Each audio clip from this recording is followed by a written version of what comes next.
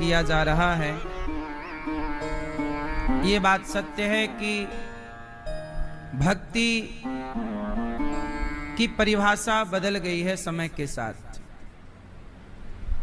पहले धरती में भक्ति कम थी तो पाप भी कम था। आज भक्ति बढ़ी है तो पाप भी बढ़ा है। याद रखिएगा, पाप और पुण्य दोनों साथ साथ चलते हैं। धर्म और अधर्म साथ साथ चलते हैं। कई बार अधर्म हावी हो जाता है। किस पर? धर्म पर। पाप हावी हो जाता है पुण्य पर।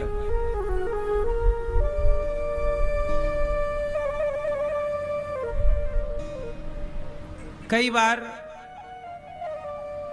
चीजें हावी हो जाती हैं। कुछ लोग कहते भी हैं कि देखो, हम सही रास्ते पर चल रहे हैं, हमारे साथ गलत हो रहा है। वो गलत है, उसके साथ सही हो रहा है। पाप हमेशा बलवान होता है। पाप हमेशा, अधर्म हमेशा बलवान होता है। कैसे? देख लो, रावण अधर्म का प्रतीक है, बलवान है। कंस अधर्म का प्रतीक है, बलवान है। दुर्योधन अधर्म का प्रतीक है, बलवान है। हिरण्याक्ष अधर्म का प्रतीक है, बलवान है। हिरण्यकश्यपु अधर्म का प्रतीक है, बलवान है। जितने भी अधर्मी हुए हैं वो बलवान हो। जरा सी सुई की जरूरत है। तो अधर्म का गुब्बारा कितना भी बड़ा हो, धर्म की सुई जरा सी पर्याप्त है। इसलिए अधर्मी को देखकर प्रभावित मत हुआ करिए कि देखो वो तो गलत कर रहा है।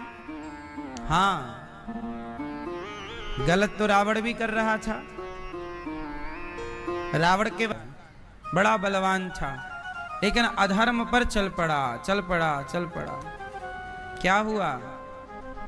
धर्म की जरा सी सुई चुभते ही फूट गया गुब्बारा। इसलिए कहता हूं, कई बार हम लोग विचलित हो जाते हैं कि कौन से रास्ते पर चले। हम भी अधर्म करने लग जाएं क्या? हम भी गलत रास्ते पर चलें? सब तो चल ही रहे हैं।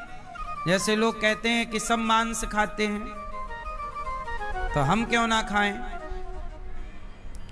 कई बार आपको ऐसा लगता है कि बात तो सही है, सब लोग गलत कर ही रहे हैं। लेकिन अच्छा, एक बात बताओ, लंका में कितने लोग रहा करते थे? कितने? लंका में करोड़ों लोग रहते थे। लंका में कितने लोग थे? जोर से। करोड़ों थे। लेकिन अच्छा, वो करोड़ों कैसे थे? वो करोड़ों रावण के सपोर्टर थे। करोड़ों लोग किसका सपोर्ट करते थे? गलत रावण का। लेकिन उन्हीं करोड़ों में एक विभीषण भी थे। उन्हीं करोड़ों में एक विभीषण भी थे, जो उसी लंका का आटा खाते थे, उसी लंका का पानी पीते थे, उसी लंका की हवा लेते थे। लेकिन वो रावण के अधर्म में सम्मिलित नहीं हुए। के अगल बगल में पुत्र को राजा बनाया और सुखदेव जी, वो परीक्षित जी चल पड़े शुकताल में। वहां सुखदेव जी आए और सुखदेव जी ने राजा परीक्षित जी को भागवत सुनाई। उन्होंने भागवत क्यों सुनाई? क्योंकि परीक्षित जी के पास 7 दिन थे ओनली। 7 दिन बाद वो मर जाएंगे। अच्छा, आप लोगों के पास कितना टाइम है? आपके पास समय कितना है? आप लोगों ने समय को कुछ उसकी गणना की, देखा कि कितना बचा और कितना गया। आप लोगों के पास कितना टाइम है? मैया कितना टाइम है आपके पास? लड़कपन खेल में खोया। मैया सुनो, लड़कपन, ओ वीडियो वाली मैया बैठ के बना लो मेरी माँ। लड़कपन खेल में खोया और जवानी नींद भर सोया, और बुढ़ापा देख कर रोया, यही किस्सा पुराना है। लड़कपन ऐसे फुर्र से हो जाता है, यूं चला गया। जवानी यूं बीत गई। लड़कपन जवानी जल्दी बीत जाती है, जल्दी नहीं बीतता तो बुढ़ापा है जो जल्दी नहीं बीतता। बोलो हाँ। आपने लड़कपन में छोटे छोटे बच्चों को 2 साल बाद देखना, बदले मिलेंगे। जवानों को देखना 2-4 साल में वो थोड़ा बदल जाते हैं, स्वरूप बदल जाता है, रंग रूप। लेकिन एक टाइम बाद, बुढ़ापे के बाद व्यक्ति स्थिर हो जाता है।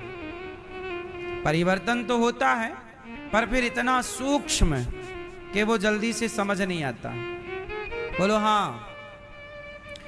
तो जल्दी समाप्त ना होने वाला कोई है तो बुढ़ापा। लड़कपन जल्दी चला जाता है, जवानी भी जल्दी, और बुढ़ापा थोड़ा टिकता है। अब मुझे आप लोग बताओ कि लड़कपन तो आपका गया कि है? लग गई हाथ। एकलव्य ने गुरु द्रोणाचार्य की सारी विद्या प्राप्त कर ली और वो बहुत बड़े क्या बन गए? धनुर्धर। कौन? एकलव्य। गुरु द्रोणाचार्य जी को लगा कि एकलव्य ने मेरी चोरी से ज्ञान पा लिया। मेरी, अच्छा चोरी से पाया कि नहीं एकलव्य ने? जोर से, चोरी से पाया। तो गुरु द्रोणाचार्य जी को लगा कि इसने चोरी से पाया है और बड़ा ज्ञान पा लिया, यदि ये दुरुपयोग करेगा तो ये अनर्थ कर डालेगा। ज्ञान मिल गया तो अब उस ज्ञान का वो क्या कर रहा है? दुरुपयोग। खुद चोरी करता है और नाम किसका लगा देता है? भगवान की इच्छा के बिना तो पत्ता नहीं हिलता। अब बताओ, चोर ने चोरी की और कह दिया कि भगवान की मर्जी के बिना पत्ता नहीं हिलता, तो सच बताओ अपराधी भगवान है कि चोर है? पर चोर तो मानता नहीं है कि मैंने अपराध किया, चोर तो कहता है प्रभु की मर्जी थी। अब बताओ कौन अपराधी है? भगवान की चोर। पर चोर कितना होशियार है, उसने सत्संग कर लिया ना। तो गुरुजी बता रहे थे कि भगवान की मर्जी के बिना पत्ता नहीं हिलता। चोर को लगा ये ज्ञान तो अपने मतलब का है। अब चोर को लगा ये अपने मतलब का है। इस ज्ञान के बल पर चोर चोरी कर रहा है। इसका मतलब ये हुआ कि अच्छा आप लोग बताओ, भगवान की मर्जी के बिना पत्ता। एक लाल मैया के बारे में तो हमने बताया, दूसरी अभी गुप्त हैं, अभी पकड़ के बताएंगे। दूसरी वाली बहुत सावधानी से सो रही हैं, चोरी चोरी। सुनो, ज्ञानी कौन? जो ज्ञान की बातें कर ले। एक तो वो ज्ञानी भाई बड़ी अच्छी बातें कर रहा है, लेकिन एक व्यक्ति है जो ज्ञान की केवल बातें नहीं कर रहा, ज्ञान पर अमल कर रहा है, ज्ञान को फॉलो भी कर रहा है। अब जैसे गौरी गोपाल आश्रम में आप लोगों ने देखा कि ये दास अनिरुद्ध जो है, हम केवल ये नहीं कहते कि तुम सेवा करो, हम आपसे कहें तुम अपने माँ बाप की सेवा करो। तो ये तो ज्ञान की बातें हो गई, सेवा करो। लेकिन ये दास अनिरुद्ध पहले सेवा माताओं की कर रहा है, वो करके फिर आपको ज्ञान दे रहा है। तो जो हम कर रहे हैं वो आपको कह रहे हैं। यहाँ माँओं की सेवा होती है, हम पांव दबाते हैं माँओं के, तो हम ज्ञान पर चल भी रहे हैं और वही ज्ञान आपको परोस भी रहे हैं। क्यों? हम कहते हैं कि अन्नदान करना बड़ा पुण्य है, तो गौरी गोपाल में सबको भोजन मिल रहा है, 25 से 30 हजार लोग, तो यहाँ सेवा हम कर भी रहे हैं, उस ज्ञान को फॉलो कर रहे हैं, चल रहे हैं, अमल कर रहे हैं, और बाद में वही ज्ञान आपको परोस रहे हैं कि भाई इस ज्ञान पे चलना, इसी से तुम्हारा। हम गुटखा नहीं खाते, फिर हम आपसे कहते हैं तुम भी मत खाना, तो हम पहले ज्ञान को फॉलो कर रहे हैं। हम सिगरेट नहीं पीते, फिर आपसे कहते हैं तुम भी मत पीना। हम मांस नहीं खाते, फिर आपको कहते हैं नहीं खाना। हम दारू नहीं पीते, फिर आपको कहते हैं नहीं पीना, ताकि जब हम ज्ञान की बात करें तो पहले उसे जीवन में उतारें, पहले उतार लें फिर आपको बताएं। अब हम उतारें ना और केवल बताएं, तब उस ज्ञान का प्रभाव समाज पर नहीं पड़ता। आज गौरी गोपाल ये दास अनिरुद्ध की बात सुनकर बहुत लोगों के जीवन में परिवर्तन आया। क्यों आया? क्योंकि पहले उन बातों से मैंने अपने जीवन को संवारा, फिर जब मैंने फॉलो खुद किया, जब मैंने खुद उस ज्ञान को जीवन में चरितार्थ किया, तो उसका प्रभाव तो समाज पर पड़ेगा ही पड़ेगा ना। रट्टू तोते की खाओ तो आपको प्रभाव नहीं पड़ेगा। आप किसी के काम आ सकते हैं अपनी विद्या से, अपने ज्ञान से, अपने शरीर से। कि आप शारीरिक, अब कोई पानी में डूब रहा है, आप बचा रहे हैं उसको, तो आपका शरीर काम आ गया ना उसके प्राणों की रक्षा में। कोई भूख से मर रहा है और आपने उसे आर्थिक मदद दे दी, तो आपका धन काम आ गया ना उसकी भूख में। तो पैसा भी काम आता है, कई बार शरीर भी काम आता है, कई बार आपका नॉलेज काम आता है। मैंने कई बार कथाओं से कहा कि नौकरी लेने वाले मत बनो, नौकरी देने वाले बनो। इस बात से प्रभावित होकर भारत के तमाम भाई बहनों ने काम स्टार्ट किया और आज वो लाखों लाख कमा रहे हैं, सफल हैं।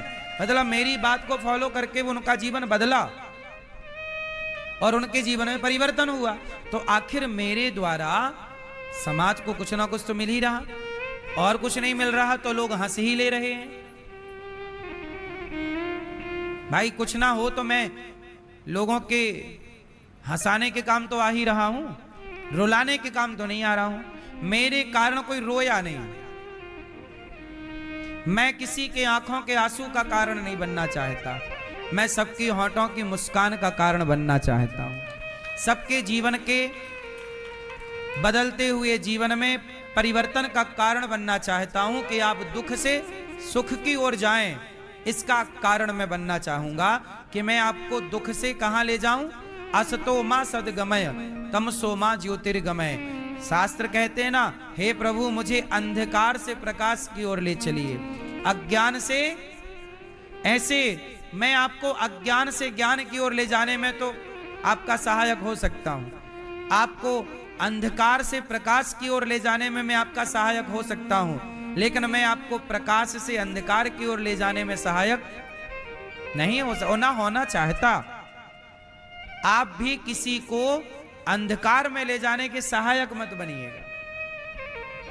किसी को गड्ढे से निकालने में तो सहायता कीजिए, पर किसी को गड्ढे में गिराने में सहायता मत कीजिए। गड्ढे में गिराने में मैं सहायक नहीं बनना चाहता, हाँ गड्ढे से निकालने का सहायक जरूर बनना चाहूंगा। तो आप भी अपना उद्देश्य पहचानिए और अपने उद्देश्य की पूर्ति कीजिए। भगवान ने दास अनिरुद्ध को भेजा है, जाओ सेवा करो। इसलिए यहाँ वृद्ध माओं की, गौ माता की, गुरुकुल की